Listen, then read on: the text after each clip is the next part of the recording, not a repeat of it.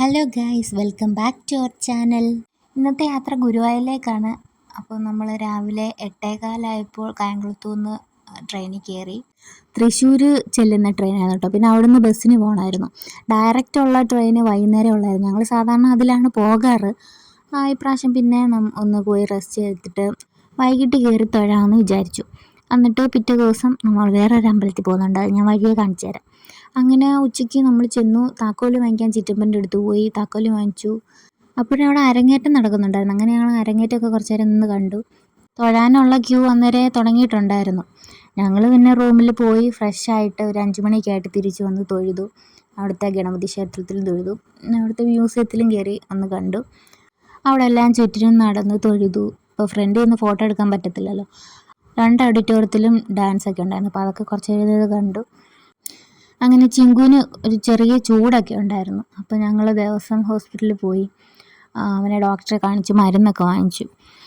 എന്നിട്ട് തിരിച്ച് വീണ്ടും അമ്പലത്തിൽ വന്നു. അമ്പലത്തിൽ വന്നിട്ട് പായസത്തിൻ്റെ കൂപ്പൺ നമുക്ക് ചിറ്റപ്പൻ ആരോ കൊടുത്ത് അങ്ങനെ കിട്ടിയായിരുന്നു. അങ്ങനെ അത് വാങ്ങിക്കാൻ നിന്നു. അങ്ങനെ പായസം കിട്ടി. ഞങ്ങൾ തിരിച്ച് റൂമിലോട്ട് പോയി. പിറ്റേ ദിവസം രാവിലെ ഉത്രാളിക്കാവ് ക്ഷേത്രത്തിൽ വന്നു.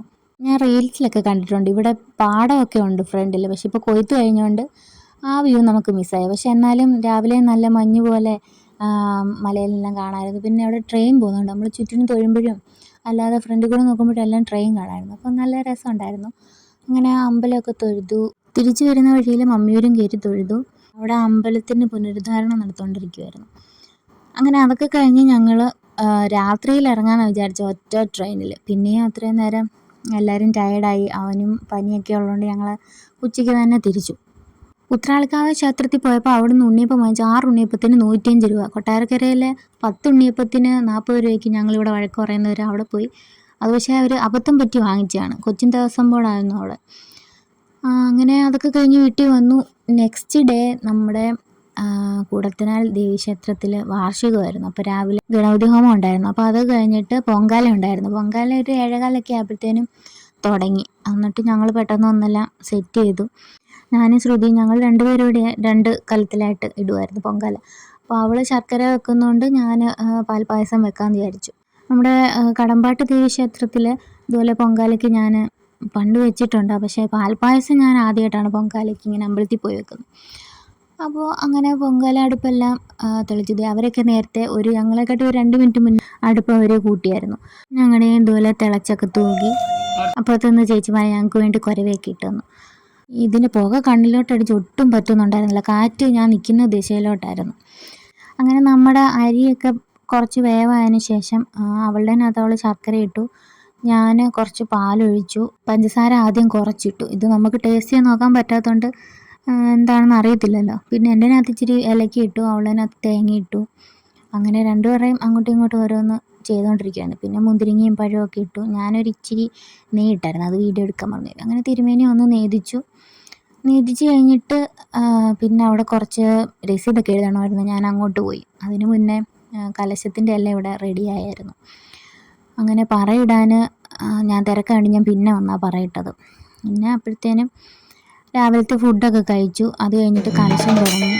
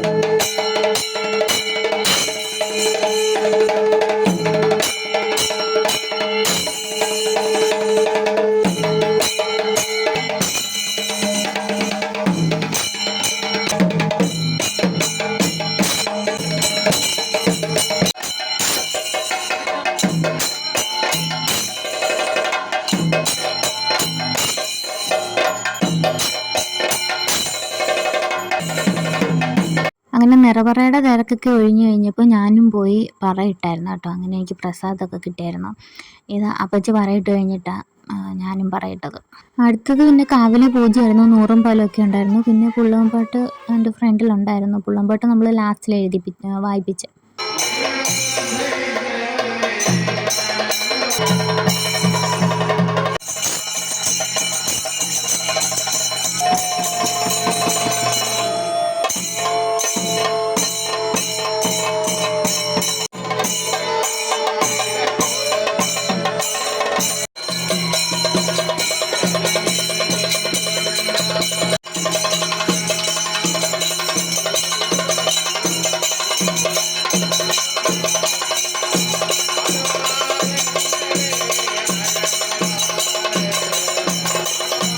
അങ്ങനെ ഉച്ച വരെയുള്ള പൂജയെല്ലാം കഴിഞ്ഞു. അതിൻ്റെ പ്രസാദം എല്ലാം എല്ലാവർക്കും കൊടുത്തു.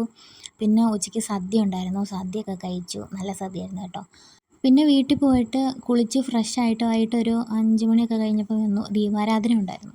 അങ്ങനെ ദീപാരാധനയ്ക്ക് വിളക്കിലെല്ലാം എണ്ണയൊക്കെ ഇട്ടു. തിരിയൊക്കെ എല്ലായിടത്തും ഇട്ടു. പിന്നെ പൂജയ്ക്ക് വേണ്ടി തിരുമേനി കയറി. നമ്മളപ്പോഴത്തേനും ചുറ്റുവിളക്കൊക്കെ കത്തിച്ചു. ഒരു മഴക്കോളൊക്കെ ഉണ്ടായിരുന്നു. എന്തായാലും മഴയൊന്നും പെയ്തില്ല. അങ്ങനെ ചുറ്റുവിളക്കും കൽവിളക്കും എല്ലാം കത്തിച്ചു.